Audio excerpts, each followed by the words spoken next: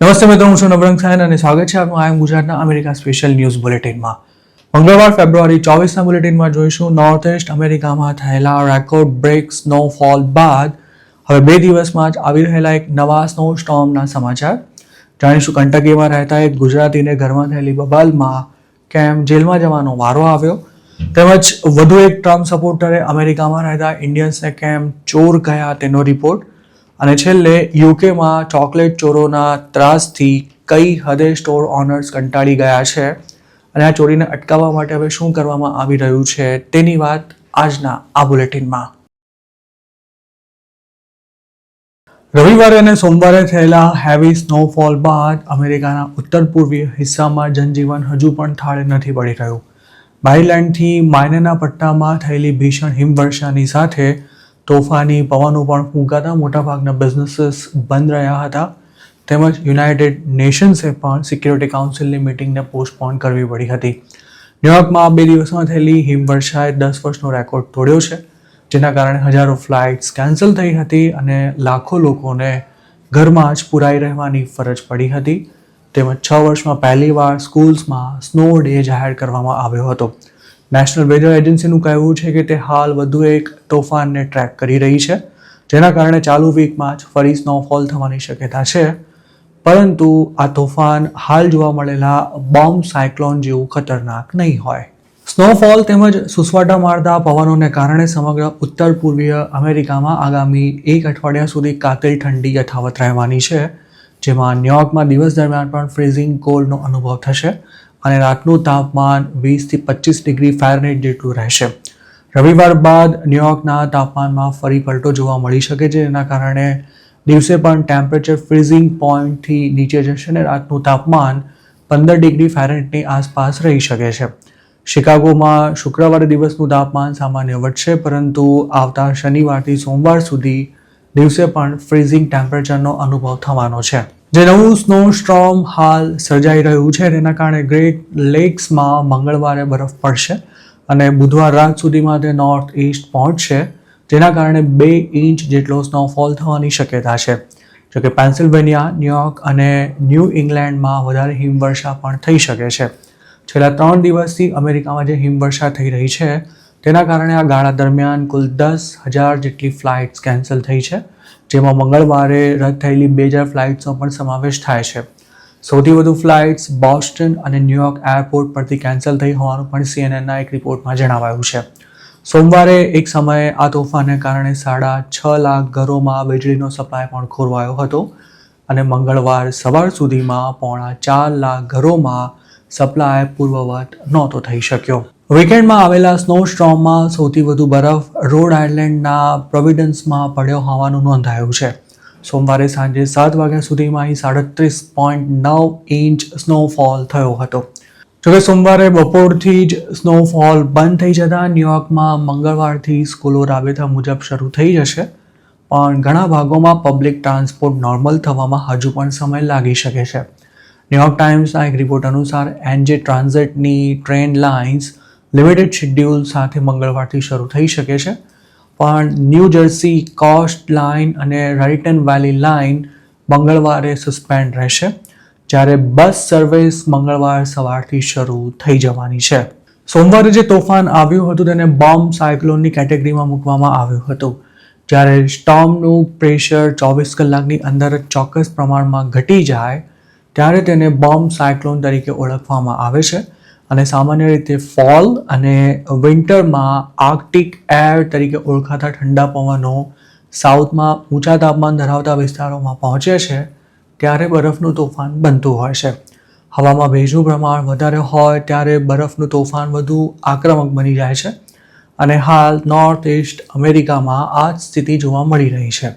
રવિવારે અને સોમવારે મિડ એટલાન્ટિકથી ન્યૂ ઇંગ્લેન્ડ સુધીમાં 1 થી 3 ફૂટ જેટલો બરફ પડ્યો હતો, જેમાં રોડ આઇલેન્ડના પ્રોવિડન્સમાં 37.9 ઇંચ સિવાય મેસેચ્યુસેટ્સના વ્હાઇટમેનમાં 33.7 ઇંચ અને ન્યુયોર્કના સેન્ટ્રલ સ્પીલમાં 31 ઇંચ તેમજ કનેક્ટિકટના નોર્થ સ્ટોનિંગટનમાં 30.8 ઇંચ, જ્યારે ન્યૂ જર્સીના લિન્થસ્ટરમાં 30.7 ઇંચ સ્નોફોલ નોંધાયો હતો. કેન્ટકીના એલિઝાબેથ ટાઉનમાં રહેતા બ્રિજેશ પટેલ નામના એક ગુજરાતીની ફેબ્રુઆરી 17ના રોજ પોલીસે ધરપકડ કરી હતી અને તેના પર પોતાના ઘરમાં જ બાળકો સાથે દુર્વ્યવહાર કરવાનો આરોપ છે. આ મામલે આરોપી પર 4th ડિગ્રી અસોલ્ટ ચાર્જ લગાવવામાં આવ્યો હતો. તેની ઉંમર 37 વર્ષ હોવાનું પોલીસે જણાવ્યું છે. એલિઝાબેથ ટાઉન પોલીસ ડિપાર્ટમેન્ટના ઓફિસર્સને બ્રિજેશ પટેલના ઘરમાં બબાલ નહીં હોવાનો ફોન કોલ મળતા એક ટીમ ત્યાં પહોંચી હતી. પોલીસ આરોપીના ઘરે પહોંચી ત્યારે 2 બાળકો ત્યાં હાજર હતા, જે ઘણા અપસેટ લાગી રહ્યા હતા. બાળકોએ પોલીસને એવું જણાવ્યું હતું કે તેમના પિતાએ તેમની સાથે અયોગ્ય વ્યવહાર કર્યો છે. અરેસ્ટ ડોક્યુમેન્ટમાં દર્શાવાયેલી વિગતો અનુસાર પોલીસ બ્રિજેશ પટેલના ઘરે પહોંચી ત્યારે તે કાઉચ પર બેઠો હતો અને તેની સામે પડેલા કોફી ટેબલ પર વિસ્કીની લગભગ ખાલી થઈ ગયેલી બોટલ પડી હતી. પોલીસે એ વાતની પણ નોંધ લીધી હતી કે બ્રિજેશ પટેલ ત્યારે નશાની હાલતમાં હોય તેવું લાગ્યું હતું. પોલીસ રિપોર્ટમાં જણાવાયું છે કે બાળકોએ તે વખતે ઓફિસર્સને એવું કહ્યું હતું કે ટીવીનું રિમોટ કામ ન કરતું હોવાથી તેમના પિતા એટલે કે બ્રિજેશ પટેલને ગુસ્સો આવી ગયો હતો અને તેમણે રિમોટ બાળકો તરફ ફેંક્યું હતું અને સાથે જ તેમના તરફ જૂતું પણ ફેંકવામાં આવ્યું હતું. પોલીસને એવું પણ જણાવાયું હતું કે અગાઉ આરોપીએ બાળકો પર હેન્ડ મિરરનો પણ છોટો ઘા કર્યો હતો. બાળકોના હાથ પર ત્યારે સામાન્ય લાલાશ પણ જોવા મળી હતી, પરંતુ તેમાં કોઈ દુખાવો નહોતો થતો. એલિઝાબેથ ટાઉન પોલીસે બ્રિજેશ પટેલની તેના ઘરમાંથી જ તે વખતે ધરપકડ કરી હતી અને તેને હાર્ડિન કાઉન્ટી ડિટેન્શન સેન્ટરમાં મોકલી આપવામાં આવ્યો હતો. છેલ્લી માહિતી પ્રમાણે તેના પર $1000નો બોન્ડ મુકાયો હતો. બ્રિજેશ પટેલ પર જે આરોપ મૂકવામાં આવ્યો છે તે ક્લાસ A મિસડિમિનરની કેટેગરીમાં આવે છે, જેમાં ગુનો સાબિત થવા પર 12 મહિના સુધીની જેલ અને $500નો દંડ થઈ શકે છે. જો ગુનેગારની કોઈ ક્રિમિનલ હિસ્ટ્રી ન હોય તો તેને જેલની સજા કરવાને બદલે પ્રોબેશન પણ આપવામાં આવી શકે છે અને સાથે જ તેને પોતાના બાળકોથી દૂર રહેવા માટે પણ કોર્ટ પ્રોટેક્ટિવ ઓર્ડર ઇસ્યુ કરી શકે છે. જોકે આરોપી વારંવાર આવું કૃત્ય કરતો હોય તો તેના પરનો ચાર્જ ક્લાસ D ફેલોનીમાં અપગ્રેડ થઈ શકે છે અને તેમાં ગુનો સાબિત થવા પર 1 થી 5 વર્ષ સુધીની જેલની સજા ઉપરાંત અમુક કેસમાં $10,000 સુધીનો દંડ પણ કરવામાં આવી શકે છે. આરોપી બ્રિજેશ પટેલ અમેરિકામાં કયા સ્ટેટસ પર રહે છે તેની કોઈ વિગતો પોલીસ દ્વારા શેર કરવામાં નથી આવી. જોકે હવે આવા કેસમાં આરોપી જો અનડોક્યુમેન્ટેડ ઇમિગ્રન્ટ હોય તો તેમને આઈસ દ્વારા પણ અરેસ્ટ કરવામાં આવી રહ્યા છે. 2025માં જ એક એવો રિપોર્ટ આવ્યો હતો કે ડોમેસ્ટિક વાયોલન્સના કેસમાં પણ લોકોને ડિપોર્ટ કરાઈ રહ્યા છે. અમેરિકામાં ઘણા ગુજરાતીઓ પણ આવા જ આરોપમાં જેલની હવા ખાઈ આવ્યા છે અને અમુક ડિપોર્ટ પણ થયા છે. 2025માં જ ટેનેસીમાં બનેલી એક ઘટનામાં મહેસાણાના એક યુવકને તેની જ પત્નીએ ઇમિગ્રેશનના કેસમાં ફસાવ્યો હતો, જેને ધરપકડ બાદ લગભગ 5 મહિના સુધી જેલમાં રાખ્યા પછી ડિપોર્ટ કરવામાં આવ્યો હતો અને તે જેલમાં હતો તે વખતે જ તેની પત્ની પોતાના કહેવાતા પ્રેમી સાથે રહેવા લાગી હતી. તે સમયે આ કિસ્સો ગુજરાતી કોમ્યુનિટીમાં ખાસો ચર્ચાસ્પદ પણ બન્યો હતો. ડોમેસ્ટિક વાયોલન્સની સાથે સાથે દારૂ પીને ધમાલ કરતા હોય કે પછી ડ્રાઈવ કરતા પકડાયા હોય તેવા પણ ઘણા ગુજરાતીઓ છેલ્લા 1 વર્ષમાં ઇન્ડિયા પાછા આવ્યા છે. અમેરિકામાં રહેતા ઇન્ડિયન્સને ચોર અને ફ્રોડ તરીકે ચિતરવા માટે કેટલાક ટ્રમ્પ સમર્થકો એ હદ પર આવી ગયા છે કે તેઓ ઇન્ડિયન્સને ટાર્ગેટ કરવાનો એક પણ ચાન્સ નથી છોડી રહ્યા. જાન્યુઆરી 2026માં અથર્વ સતાવણે નામના એક ઇન્ડિયન યુવકને પાર્સલ કાંડમાં અમેરિકાની કોર્ટે 18 વર્ષની જેલની સજા ફટકારી હતી. આ વાતને 1 મહિનો થઈ ગયા બાદ નિક સોર્ટેડ નામના એક કન્ઝર્વેટિવે સોશિયલ મીડિયા પર તેને બ્રેકિંગ ન્યૂઝ ગણાવી ઇન્ડિયન્સને ટાર્ગેટ કરતા એવું લખ્યું છે કે બાઇડનની પ્રેસિડેન્સી દરમિયાન આવેલા ઇલીગલ ઇન્ડિયનને 15 મિલિયનની ચોરી કરવાના આરોપમાં 18 વર્ષની જેલની સજા ફટકારવામાં આવી છે. નિકે એમ પણ જણાવ્યું છે કે ભલે એવી વાતો કરાતી હોય કે ઇમિગ્રન્ટ્સ અમેરિકામાં સારી જિંદગીની શોધમાં આવે છે, પણ હકીકત એ છે કે આ લોકો અહીં ચોરી કરવા માટે જ આવતા હોય છે. નિક સોર્ટરે એક્સ પર આ પોસ્ટને ફેબ્રુઆરી 22ના રોજ મૂકી હતી, જેને અત્યાર સુધીમાં 4 લાખથી પણ વધારે વ્યૂઝ મળી ચૂક્યા છે. તેના પર જે કમેન્ટ્સ કરવામાં આવી છે તેમાં મોટાભાગના લોકોએ આ પોસ્ટ કરનારાના સૂરમાં સૂર પુરાવ્યો છે. એકાદ યુઝરે એવું પણ લખ્યું છે કે આવા ધંધા કરવા માટે નાઇજીરિયન્સને જ ખોટા બદનામ કરવામાં આવે છે. ઘણા લોકોએ અમેરિકામાંથી એક ઇમિગ્રન્ટને ડિપોર્ટ કરી દેવામાં આવે તેવો પણ મત વ્યક્ત કર્યો છે અને કેટલાકે એવું પણ લખ્યું છે કે હવે આ બધું ખૂબ જ વધી ગયું છે. અથર્વને કોર્ટે 18 વર્ષની સજા ફટકારી છે, પરંતુ કેટલાક લોકોનું એવું પણ માનવું છે કે આ સ્કેમરને આટલા વર્ષો સુધી અમેરિકાની જેલમાં સાચવવાનો ખર્ચો કરવા કરતાં તેને તાત્કાલિક ઇન્ડિયા ભેગો કરી દેવો જોઈએ. જેમ ટ્રમ્પ થર્ડ વર્લ્ડ કન્ટ્રીઝનો ઉલ્લેખ કરી તેના લોકો માટે અમેરિકામાં કોઈ જ જગ્યા નથી તેવી વાતો કરતા રહે છે, તેવી જ રીતે તેમના સમર્થકો પણ ઇન્ડિયા જેવા દેશોના લોકો અમેરિકા આવતા જ મહેનત કરીને કમાવાને બદલે અવળા ધંધા કરવા માંડે છે તેવી વાતો કરી રહ્યા છે. ન્યૂલિશ નામના એક હેન્ડલ પરથી તો અથર્વાના કેસનો ઉલ્લેખ કરી એવી પણ કમેન્ટ કરવામાં આવી હતી કે અત્યાર સુધી આ સ્કેમમાં એક જ લાસ્ટ નેમ ધરાવતા લોકો પકડાતા હતા. આ યુઝરે અત્યાર સુધી આવા કેસમાં કેટલા ગુજરાતીઓ પકડાયા છે કે સજા પામ્યા છે તેની વિગતો પણ પોતાની પોસ્ટમાં શેર કરી છે. અમેરિકામાં છેલ્લા 5-10 વર્ષથી સિનિયર સિટીઝન્સને ઠગવાનું જે સુવ્યવસ્થિત કૌભાંડ ચાલી રહ્યું છે તેમાં મોટા પાયે ઇન્ડિયન્સ પણ જોડાયેલા છે તે એક કડવી હકીકત છે અને તેને સ્વીકારવી જ રહી. આ કૌભાંડ માટે જે કોલ સેન્ટર્સનો ઉપયોગ કરાય છે તે પણ પાછા ઇન્ડિયાથી જ ઓપરેટ થતા હોય છે.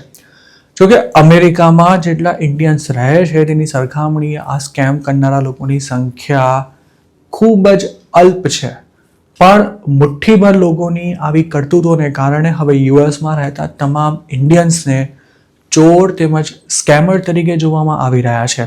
ગયા વર્ષે ટાર્ગેટના સ્ટોરમાંથી એક ઇન્ડિયન મહિલા ચોરી કરતા પકડાઈ હોવાનો વિડીયો ખાસો વાયરલ થયો હતો. આ વિડીયો પોલીસ ઓફિસરના બોડી કેમમાં શૂટ થયો હતો, જેમાં એક મહિલા ઓફિસરે આરોપીને તે કયા દેશની છે તે પૂછ્યું હતું. ચોરી કરનારી મહિલાએ પોતે ઇન્ડિયન છે તેવું કહ્યું. તે સાંભળતા જ આ લેડી ઓફિસરના ચહેરાના હાવભાવ બદલાઈ ગયા હતા, જે દર્શાવે છે કે અમેરિકાની પોલીસ પણ હવે ઇન્ડિયન્સને કઈ રીતે ટ્રીટ કરી રહી છે. યુએસમાં દુનિયાભરના દેશોના લોકો રહે છે, પણ તેમાં સૌથી વધુ કમાણી ઇન્ડિયન્સની છે અને દર વર્ષે તેઓ મિલિયન્સ ઓફ ડોલર્સનો ટેક્સ પણ પે કરે છે. જોકે બદલાતા રાજકીય માહોલ વચ્ચે હવે જ્યારે તમામ ઇમિગ્રન્ટ્સને ટાર્ગેટ કરવામાં આવી રહ્યા છે ત્યારે ઇન્ડિયન્સથી પણ જાણે કેટલાક લોકોને અદેખાઈ થતી હોય તેમ તેમના પર નવા આરોપ મૂકી સોશિયલ મીડિયા પર ઇન્ડિયન્સને બદનામ કરવાની કોશિશ થતી રહે છે. અમેરિકામાં હાલ એવી સ્થિતિ છે કે જો રિપબ્લિકન કેન્ડિડેટ ચૂંટણી હારી જાય તો તેના માટે ઇન્ડિયન વોટર્સને જવાબદાર ઠેરવવામાં આવે છે અને જો કોઈ ધાર્મિક કાર્યક્રમનું આયોજન થાય તો પણ તેના ફોટોગ્રાફ સોશિયલ મીડિયા પર મૂકી ઇન્ડિયન્સ અમેરિકા પર અતિક્રમણ કરી રહ્યા છે તેવા દાવા કરવામાં આવે છે. જ્વેલરી શોપમાં કે પછી કોઈ બ્રાન્ડેડ કપડાં, ઘડિયાળ અથવા શૂઝના સ્ટોરમાં ચોરી કે રોબરી થઈ હોય તેવું તમે ઘણીવાર સાંભળ્યું હશે, પણ હવે યુકે જેવા દેશમાં ચોકલેટ ચોર પોલીસ અને સ્ટોર ઓનર્સ માટે માથાનો દુખાવો બની રહ્યા છે. અમેરિકાની જેમ યુકેમાં પણ સ્ટોર્સમાં ઘૂસીને ચોકલેટ જેવી સામાન્ય વસ્તુઓ ચોરી જતી ગેંગ્સનો ત્રાસ એટલો બધો વધી ગયો છે કે ઘણા સ્ટોરવાળા 2.5-3 પાઉન્ડની સામાન્ય કિંમત ધરાવતી ચોકલેટ્સને પણ એન્ટી થેફ્ટ બોક્સમાં રાખવા લાગ્યા છે. યુએસમાં જેમ સ્ટોર્સમાંથી સિગરેટનું પેકેટ, વેપ, બિયરની બોટલ કે પછી બીજી નાની મોટી ચીજ વસ્તુઓ ચોરીને ભાગી જનારા લોકો હોય છે, તેમ હવે યુકેમાં ચોકલેટ ચોરોએ બરાબરની માજા મૂકી છે. બીબીસીના એક રિપોર્ટ અનુસાર પોલીસે બિઝનેસ ઓનર્સને ચેતવણી આપી છે કે કેટલીક ચોક્કસ ગેંગ્સ ચોકલેટ્સની ચોરી કરી રહી છે. સેન્સબરી નામની એક રિટેલ ચેઇન હવે આ જ કારણથી પોતાની લંડન બ્રાન્ચમાં કેડબરી ડેરી મિલ્કને લોકમાં રાખી રહી છે, કારણ કે છેલ્લા કેટલાક સમયથી તેની મોટા પાયે ચોરી થઈ છે. એસોસિએશન ઓફ કન્વીનિયન્સ સ્ટોર્સનું આ મામલે એવું કહેવું છે કે ચોકલેટને ચોરતા લોકો પોતે તેને ખાવા માટે નથી ચોરતા, પણ તેનું સસ્તા ભાવે વેચાણ કરવામાં આવે છે. નેશનલ પોલીસ ચીફ્સ કાઉન્સિલે આ અંગે બીબીસીને એવું જણાવ્યું હતું કે તાજેતરના દિવસોમાં ચોકલેટ ચોરવાની ઘટના ખૂબ જ વધી ગઈ છે અને આ ક્રાઇમ પર સકંજો કસવા માટે પોલીસ ફોર્સ કામ કરી રહી છે. છેલ્લા કેટલાક મહિનામાં અલગ અલગ પોલીસ ડિપાર્ટમેન્ટ્સ દ્વારા સ્ટોર્સમાં ચોકલેટ ચોરતી ગેંગ્સના વિડીયોઝ પણ સોશિયલ મીડિયા પર શેર કરવામાં આવ્યા છે. હજુ 2 મહિના પહેલા જ વેસ્ટ મિડલેન્ડ્સ પોલીસે સ્ટોરનો દરવાજો તોડ્યા બાદ અંદર ઘૂસીને ઢગલાબંધ ચોકલેટ્સ ચોરી ગયેલા એક ચોરનો વિડીયો યુટ્યુબ પર શેર કર્યો હતો, જેમાં એવું જણાવાયું હતું કે આ ચોકલેટ ચોરને 5 વર્ષની જેલની સજા કરવામાં આવી છે. તેવી રીતે વિલ્ટશાયર પોલીસે પણ સ્ટોરનો દરવાજો ખોલી બાજુમાં રહેલા ચોકલેટ્સના સ્ટેન્ડને ઉઠાવી જનારા એક ચોરનો વિડીયો શેર કર્યો હતો. ગયા વર્ષે કેમ્બ્રિજશાયરમાં કોર્ટમાં ચોકલેટ્સ ભરીને લઈ ગયેલો એક ચોર પોલીસના હાથે ઝડપાઈ ગયો હતો. સ્ટોર્સમાં ચોરી થવી આમ તો કોઈ મોટી કે નવાઈની વાત નથી, પણ અત્યાર સુધી આલ્કોહોલ, મીટ અને કોફીની સૌથી વધારે ચોરી થતી હતી, પણ હવે ચોકલેટ્સ પણ ચોરોના નિશાના પર આવી ગઈ છે. British retail consortium annual crime report અનુસાર 2025માં સ્ટોર્સમાંથી ચોરી થવાની 5.5 મિલિયન ઘટના નોંધાઈ હતી. મતલબ કે માત્ર યુકેમાંથી જ સ્ટોર્સમાંથી રોજની 1600 જેટલી ચોરીઓ થઈ હતી. ચોકલેટની ચોરી થતી અટકાવવા માટે હવે ટેસ્કો અને કો-ઓપ સહિતના સુપરમાર્કેટ સિક્યોરિટી વધારી રહ્યા છે. ચોકલેટ્સના બાર્સને હવે ટ્રાન્સપરન્ટ એન્ટી થેફ્ટ બોક્સમાં રાખવામાં આવે છે અને જો કોઈ કસ્ટમરને ચોકલેટ ખરીદવી હોય તો તેને સ્ટોરના સ્ટાફ પાસેથી અનલોક કરાવવું પડે છે. કો-ઓપ ગ્રુપના યુકેમાં અલગ અલગ લોકેશન્સ પર 38 સ્ટોર્સ આવેલા છે અને આ ચેઇનને 2025માં ચોકલેટ્સની ચોરીને કારણે 2.5 લાખ પાઉન્ડનું નુકસાન ભોગવવું પડ્યું હતું. કો-ઓપમાં 2024 દરમિયાન સ્ટોર્સમાંથી ચોરાતી આઇટમ્સમાં ચોકલેટ્સ નંબર 1 રહી હતી, જ્યારે 2025માં આલ્કોહોલની સૌથી વધુ ચોરી થઈ હતી. આ રિટેલ ચેનના સીઈઓનું પણ એવું કહેવું છે કે ચોકલેટની ચોરી હવે ઘણો જ ગંભીર મુદ્દો બની ચૂકી છે. બીબીસી સાથેની વાતચીતમાં તેમણે એમ પણ કહ્યું હતું કે ચોર સ્ટોરમાં ઘૂસીને ચોકલેટ્સના આખા શેલ્ફ ઉઠાવી જાય છે. એક શેલ્ફની કિંમત 500 પાઉન્ડ જેટલી થાય છે અને કંપનીએ ચોરી થતી અટકાવવા માટે સિક્યોરિટી પાછળ 3 મિલિયન પાઉન્ડનો ખર્ચો કરવો પડ્યો છે.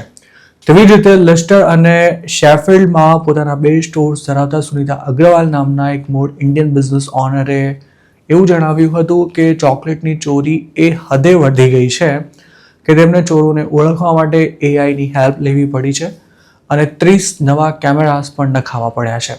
હવે તો તેમણે પોતાના સ્ટોર્સમાં ચોકલેટના શેલ્ફ અડધા ખાલી રાખવાનું પણ શરૂ કર્યું છે, જેથી જો ચોરી થાય તો નુકસાન ઓછું ભોગવવું પડે. તો મિત્રો, આ હતા અમેરિકાના આજના મુખ્ય સમાચાર.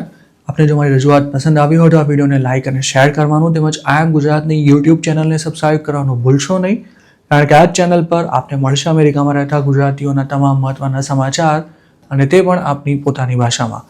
આપ જો મારી સાથે કોઈ ટિપ શેર કરવા માંગતા હો તો હાલ સ્ક્રીન પર દેખાઈ રહેલા વોટ્સએપ નંબર પર પણ અમારો સંપર્ક કરી શકો છો.